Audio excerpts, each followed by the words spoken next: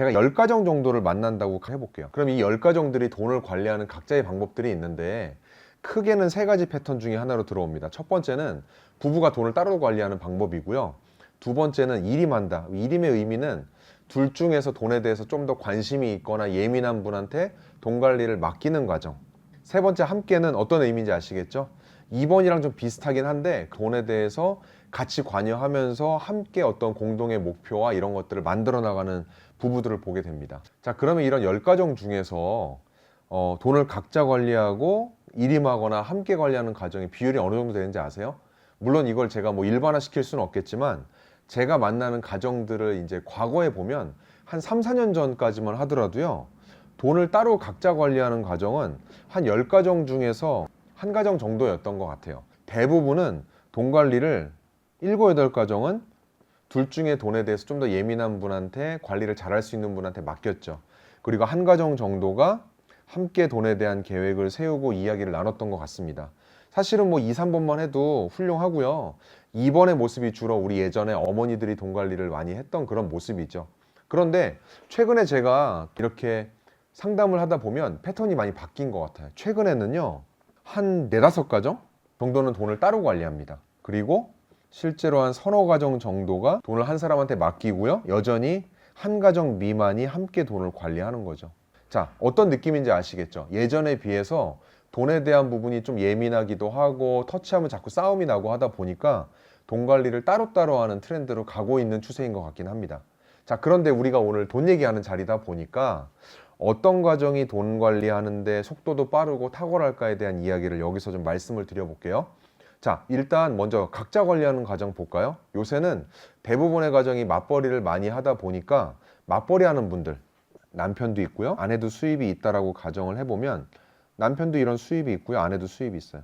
그리고 각자 기존 결혼하기 전에 혹은 혼자 살던 때의 패턴으로 다 쓰죠. 장점이 뭐예요? 편해요, 편해. 그냥 뭐 터치하지 않고 내가 번 걸로 내가 쓴다라고 하니까 편한데 문제가 언제 생기냐면 2번, 3번 가정이 잘하는 모습을 볼 때 좀 조바심이 생깁니다. 무슨 얘기냐면 동일하게 남편도 벌고 아내도 벌어요.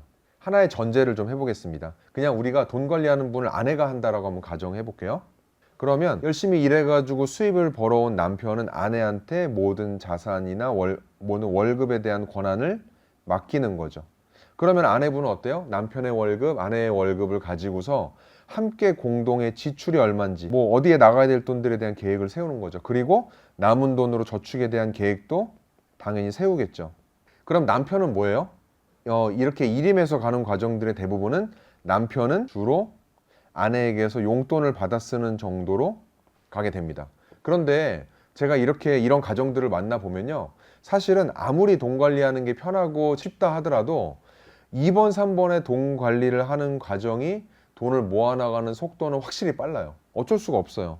왜냐하면 각자 관리하는 분들은 자기 것만 들여다보는데 일임하거나 함께하는 사람들은 공통의 예산이란 관점으로 보다 보니까 저축할 수 있는 여력도 커지고 목돈을 모아나갈 수 있는 방향 설정하는 게 좀 유리한 거죠. 그래서 2번이나 3번 가정에서 집을 샀다, 차를 샀다라는 얘기를 듣는 순간 1번 가정은 어때요? 조바심이 나죠. 조바심이 나니까 당신도 얼마 내, 나도 얼마 내 이래가지고 공동의 적금이라는 것도 들기도 하고 목돈도 만들고 막 이런 노력을 하지만 여전히 어때요? 2번, 3번에 비해서 자산을 모아나가는 속도는 확실히 좀 느린 것 같긴 합니다. 자, 그러면 2번의 가정의 모습은 완벽한가요? 그래도 1번보단 낫지만 여전히 문제가 있어요. 어떤 문제가 있냐면요, 아내의 입장에서 남편은 항상 뭔가 이 좀 약간 억울한 감정이 좀 있는 것 같아요. 왜냐면 이분은 용돈만 받아 쓰거든요. 용돈 받아 쓰고 나머지를 일임해서 관리하다 보니까 실제로는 남편은 내가 돈을 어떻게 쓰는지 알지 못하고 자연스럽게 이 자산 관리하는 흐름에서 소외되는 일들이 생겨요. 왜냐하면 남편분은 놀지 않거든요. 나가서 일하고 또 이렇게 사회생활을 하고 하다 보면 돈 관리는 집에서 알아서 잘 하고 있겠거니라는 느낌을 가지면서 반대로 저거 잘 안 되기만 해봐라 라고 하는 약간의 억울함 내지는 이제 그런 감정들이 남편분들한테 생기는 거죠. 이제 그러다 보니까 실제로 남편의 어떤 억울한 감정, 느낌 이런 게 있을 수도 있고요.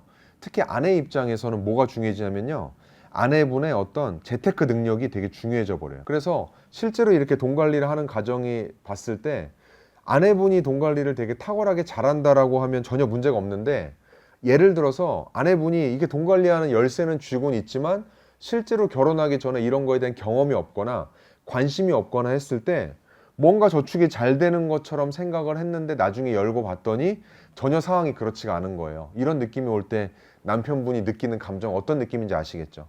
그래서 사실은 한 분한테 돈을 일임한다라고 하는 것은 좀 모험이 될 수도 있기도 합니다. 그래서 우리가 이런 모험을 하지 않기 위해 좋은 솔루션을 가지고 궁극적으로 함께 가야 된다라는 방법으로 가는 거죠.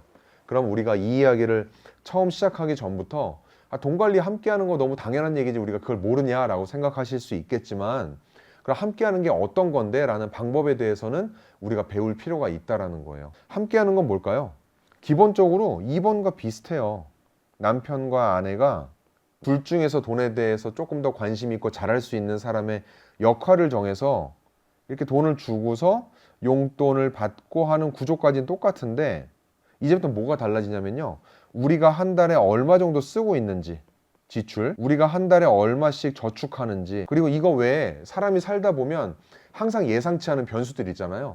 이러한 변수, 예상되지 않은 계획들에서 우리는 앞으로 어떤 시나리오를 가져갈 건지, 이런 것들이 충분히 연습이 되어 있어야 된다는 뜻인 거죠. 자, 그러면 딱 봤을 때 어떤 게 돈을 관리하는 데 가장 효과적이고 빠르다고 볼 수 있을까요? 당연히 3번이죠. 그렇기 때문에 우리가 오늘 강의를 통해서 3번의 모습들을 갖춰나가는 연습을 하게 될 겁니다. 강의를 들으실 때 혹시 결혼을 앞두고 있거나 하신 분들이라면 조금 더 이런 부분들 고민해 보셔서, 아직까지 돈 관리를 따로 하고 있다라고 하면 우리가 어떤 식으로 천천히 합쳐 나갈 것인가에 대해서 이야기를 나누는 계기가 되셨으면 좋겠습니다.